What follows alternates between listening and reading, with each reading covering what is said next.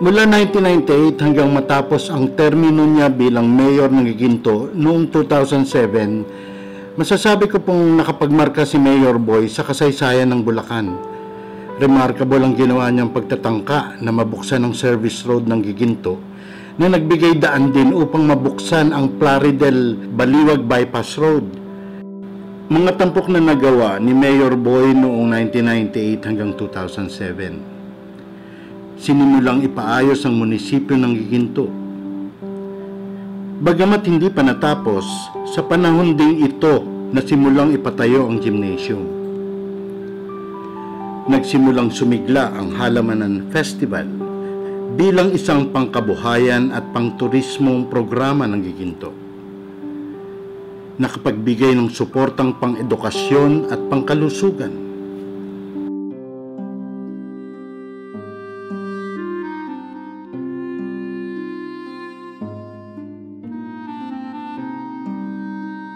Taong 2013, ito ang kalagayan ng bayan ng Giginto na dinatnan ni Mayor Boy Cruz nang mahalal muli siya bilang punong bayan. Hindi naging madali ang kanyang pagsisimula. Ngunit sa loob ng 2.5 taon ay napangunahan niya ang pagbangon ng bayan ng Giginto sa matinding pagkakalugmok.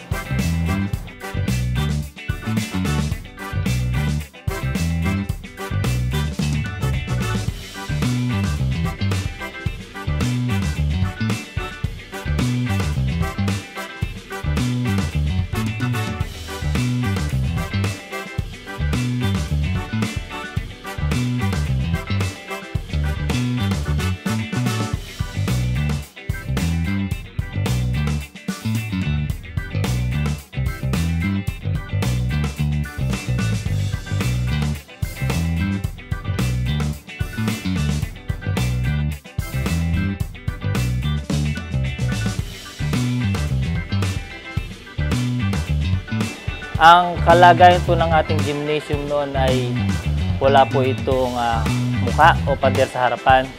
Wala rin po itong pader sa likuran. At wala po itong stage. Wala po itong CR. At ang mga opisina po na nasa ilalim po ng bleachers, kapag po umuulan ay mga nagsisipagtuluan. Magkabilang bleachers at bubong lang po ang mayroon ito. Ang ating pong Giginto Municipal Athletic and Cultural Center, CUM Evacuation Center ay halos tapos na.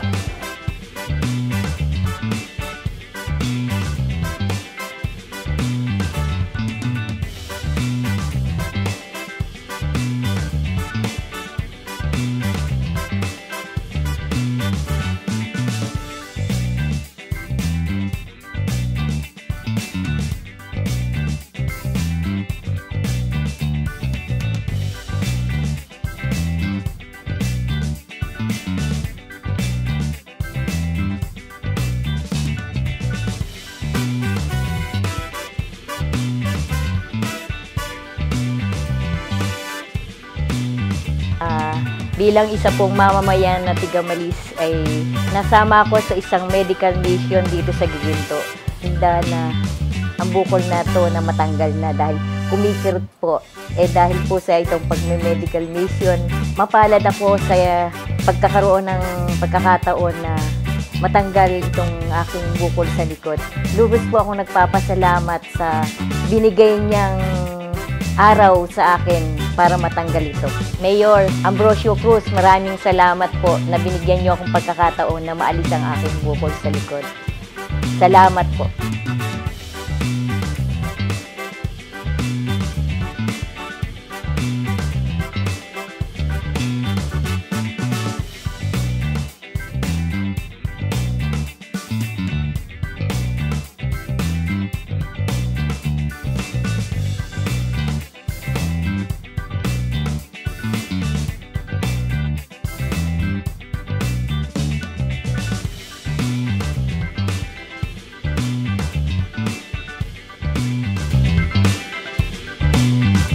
Ang tawag dito sa satellite office, multipurpose hall, na kung saan hindi pa ito secured o walang privacy, kaya walang nag-o-opisina pa dito. Tulad ngayon, dito nag-o-office ang population office, na kung saan ang lahat ng services ng munisipyo na dito pinoprocess, tulad ng medical and financial assistance at iba pang request na isasagawa sa hospital, tulad ng lab examinations, ECG, X-ray, ultrasound.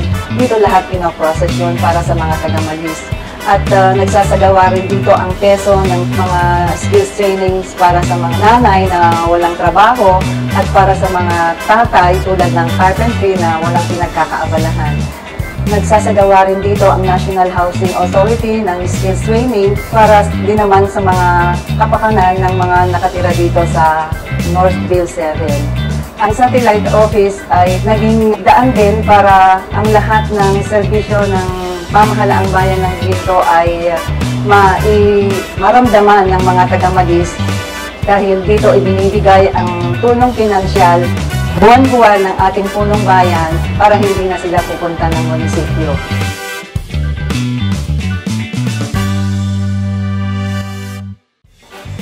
Noon itong isang bakanting gusali na ngayon naman ay sa tulong ng ating buting mayor na nabili dahil sa gagawin itong isang proyekto na evacuation center at kusina ng bayan. At ito rin po ang magiging opisina ng nutrition office, kaya po napakapalad po natin. Nandito po ang mga pagawaan ng crunchies at saka food blend. Ito po ay binigay sa atin ng FNRI o yung Food and Nutrition Research Institute ng Department of Science and Technology. Yun po ay bihira lang po ang pinagkakalooban. Tayo po, maswerte po ang Giginto dahil sa Luzon po ay ang Pangasinan at Giginto lang po ang meron nito. Gusto niya magkaroon ng magandang slaughterhouse, ang Giginto. Sa support na ginawa niya sa akin dito, pinangako ko sa kanya na pagagantayin ko yung slaughterhouse na matagal na niya pinapangarap. Ngayon, nang makita nga ni Merito, nagulat siya na hindi niya kalain na ganito pala lalabas yung slaughterhouse. Itong slaughterhouse na ito, pwede natin sabihin na sa Bulacan, tingnan nila kung alin ang pinakamagandang slaughterhouse. Marami nang napupuntang mga customer dito, tinitingnan nga eh. Nakita nila yung ganda ng slaughterhouse. O sabi ko, kung gusto nyo gamitin, andito lang yan. Higit sa lahat, mula sa 52 million na utang ng nagdaang administrasyon, ay may kita na ang pamahalaang bayan na 36 million. Maliban sa mga pagbabago at pagbangon, naisakatuparan din ni Mayor Boy ang kanyang iba pang mga pangarap para sa kaayusan, kagalingan at kapakanan ng mga mamamayan sa Giginto. Natupad na ang pangarap niyang mahukay ang ilog ng Giginto na matagal nang nagdudulot ng malalang pagbaha. Malaki po ngayon ang pagbabago ng ilog na kumpara po nung dati. Nung dati po, mag-high tide lang, talagang pinapasok ang aming bakuran. Halos parang pantay na kami ng ilog at saka yung bakuran namin. Ngayon ho, nung napabako ni Mayor Boy Cruz, napakalaki ho ng pagbabago. Unang-una ho, pagtingin pa lang ho ng mga tao sa ilog, talagang makikita mo na kalinisan. Malaking-malaki na po ang ilog, napalaki na niya, tsaka napalalim na. At higit po sa lahat, hindi na kami pinapasok ng baha. Malaking naitulong ni Mayor Boy Cruz sa lugar namin, sa Kaping, sa ilog. Kasi nga, lagi kami binabaha, kahit high tide lang, binabaha kami, sa harap namin may tubig na. Ngayon, nung naumpisang hukayin yun, nung binako yun, nagkaroon na ng dalawang sunod na bagyo, hindi kami binaha. Kaya talaga natutuwa ako, nagpapasalamat ako ng marami. Siguro hindi lang ako, pati yung mga kapitbahay ko doon. Kasi sa akin, malaking bagay talaga yun. Bumili din ang pamahalaang bayan ng 1.5 hektaryang lupa na ngayon ay pinagtatayuan ng 120 classroom para sa Giginto Vocational High School. Sa lugar na ito ay itatayo din ang bagong gusali ng kolehiyo ng Giginto mula sa kagandahang loob ng PAGCOR. na 30 milyon para sa 15 classrooms. Pinangunahan ni Mayor Boy ang paglulunsad ng Education Summit kung saan nagkaroon ng bawat classroom ng 32-inch TV na nakasalukuyang ginagamit sa makabagong pamamaraan ng pagtuturo. Nung Manila paper pa lang po ginagamit ng mga guro, hindi po namin eksaktong alam kung ano po ang mga color shade ng mga dinodrawing nila, sinusulat nila. Kaya po sa pamamagitan po ng TV, mas lalo po namin maintindihan ang mga leksyon at saka larawan na tinuturusan ng aming mga guro. At dahil inspirado sa pagtuturo ang mga guro, gayon din sa pag-aaral ang mga mag-aaral, nagkaroon ng relatibong makabuluhang pag-angat ang antas ng National Assessment Test, ang bayan ng Giginto. Upang ibalik at isulong ang kalinisan ng Giginto, bumili ang pamahalaang bayan ng panghakot ng basura at ipinaayos ang Material Recovery Facility na nagkakahalaga ng humigit kumulang na 12 milyon. Samantala, patuloy pa rin ang binuong Giginto Scholars Association na nagkamit na ng National Award bilang 10th Accomplished Youth Organization of the Philippines. Patuloy ang pakikipagtulungan ng pamahalaang bayan sa halos 1,000 scholar mula sa mahihirap at karapat-dapat na mga estudyante sa bayan ng Giginto. Yung iba pang programs ng GSA, meron kami pang literature, meron kami pang cultural, arts. It's yung program namin na Gawal Gintong Pluma, Gawal ang Gintong Pandayan, Byline. Yun yung ilan sa mga proyekto na binibigyan ng pansin ni Mayor. Hindi siya nawawala dun sa mga programa ngayon. Kahit in the past na hindi na siya mayor, hanggang sa bumalik siya, patuloy niya kaming sinusuportahan. Kaya yung GSA, within 13 years, nakatatag pa rin siya kasi nandun pa rin yung pagsuporta niya sa amin. Ito nga pong nakaraan, nagkaroon kami ng project na tinawag na history telling kung saan about history ng Giginto. At nung pinapost po namin ito kay Mayor, sobra po siyang natuwa at sinuportahan niya kami pang pinansyal, hindi lang po pinansyal. Tapos kada school po namin pinuntahan, pumunta po siya. Tapos pinaliwanag niya yung importansya about sa history ng Giginto. Meron din mga pagsubok na kailangan maging matatag. Tulad nga po nung nawala si Mayor, yun, wala po kami pinansyal. Nung lumapit naman po kami sa kanya, kahit hindi po siya nakaupo, hindi po siya dalawang isip na tulungan kami. Upang makatuwang sa kabuhayan ng mga Giginteño, nailunsad rin ang microfinancing program kung saan nagpapautang ng 5,000 na babayaran ng walang interes. Bukod pa rito ang mahigit 1,000 pamilyang natulungan mula sa pondo ng DOLE at ng pamahalaang bayan na mga hanap buhay at maliliit na negosyo. Naitayo namin maliit na tindahan, dagdag income para sa aming kabuhayan. Sana ay tuloy-tuloy yung proyekto ni Mayor Boy Cruz na programang pautang sa mga gustong mamuunan para mas marami pang matulungan. Hindi rin pinabayaan ni Mayor Boy ang larangan ng kalusugan. Lalo niyang pinaganda at inayos ang ospital ng Giginto. So when we started, very evident po yung suporta ni Mayor Boy Cruz. Kasi at the onset, umpisang mga buwan pa lang, nagkaroon kaagad tayo ng mga donation. Damang-dama po namin sa ospital ng Giginto yung suporta ng ating punong bayan. No? Bakit? Dahil po lahat po ng mga proyekto na makakatulong sa mga pasyente natin sa ospital ng Giginto, talaga pong sinusuportahan ni Mayor Boy Cruz. Lalo't lalo na po kung makikinabang yung mga kapwa natin Giginteño. Pagka sila may nararamdaman, nagpupunta sila sa ospital ng Giginto at kung kailangan nila x-ray, ano man yung kailangan nila na para malaman kung ano yung karamdaman nila, ay walang bayad yun. Dinagdagan na rin ang PhilHealth card para sa kapakinabangan ng senior citizens. Marami pang benepisyo na ibigay ang Mayor Boy mga senior citizen dito, kagaya ng yung libreng gamutan. Pagka yung mayroong gamutan dito sa Giginto, ang senior citizen ho, priority. Ang pangarap ni Mayor Boy na maging Garden Capital of the Philippines, ang Giginto ay abot tanaw na.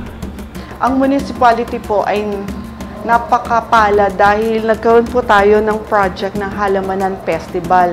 Dahil po sa project na to ay nakikilala po ang ating bayan at dahil din dito ay napopromote ang ating produkto na which is halaman. Katulad po ng vision and dreams ng Mayor na maging Garden Capital of the Philippines, ito po ay isang stepping stone para matupad yung kanyang vision and dreams.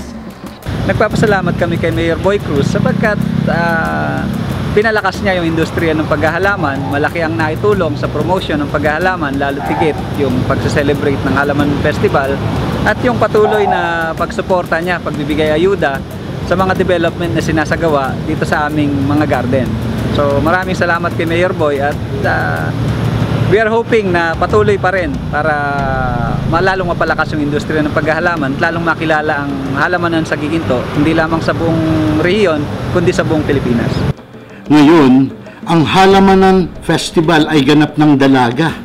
Naaabot nito ang isang mataas na antas na gaya ng inabot ng sinulog ng Cebu. Sa katunayan, kasama na ito sa kalendaryo ng tourism sa national. Ang mabuti at tapat na pamamahala ay may gantimpala.